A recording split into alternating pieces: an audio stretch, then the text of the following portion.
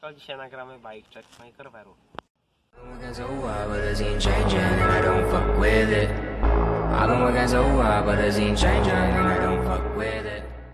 Od czego mogę zacząć? Zacznijmy od ramy. Jest to rama Cross Hexagon 1.0 21 cali, rozmiar L. Przechodzimy do amortyzatora. Jest to amortyzator Zoom 80 mm skoku. Korby to są M-wawe. Posiadają pedały metalowe bez odblasków, niestety, bo mi się zdarły. Przejdźmy teraz do ośki. Z tyłu jest ośka Joya, a z przodu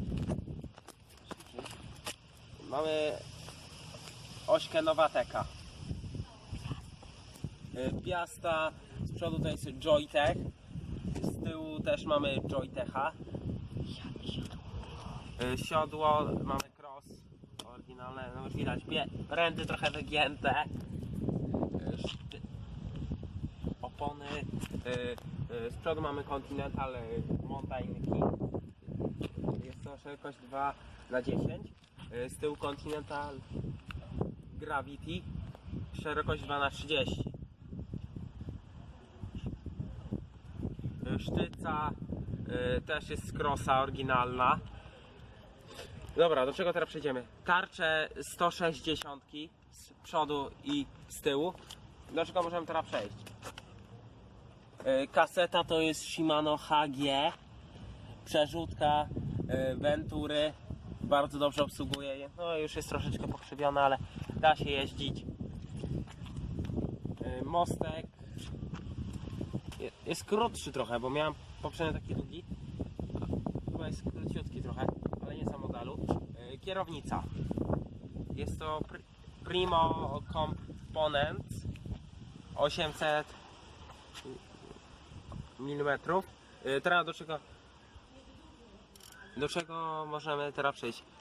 Stery. Mamy tutaj stery Nexelo. Bardzo dobrze się jeździ, luzów nie ma, jest dobrze. Teraz do czego możemy przejść? Przejdźmy teraz do gripów. Gripy to są Primo, są przykręcane, są bardzo miękkie w jeździe. Naprawdę. Teraz przejdźmy do manetki. Manetka Shimano, jest to 7 biegów, będę wymieniał niedługo na 8, także to dobrze wygląda. Teraz przejdźmy do klamek hamulcowych. Klamka z przodu to jest Alhonga. Z tyłu mamy klamkę Nexelo.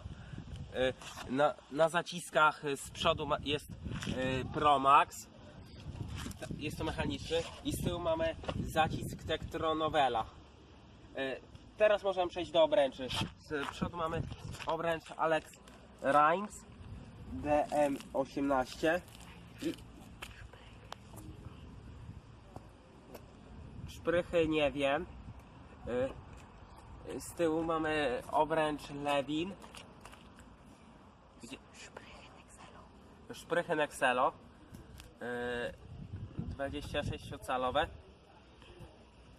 No i łańcuch to jest Proxa, bardzo dobry. No i to było na tyle z mojego bike checku. Siema!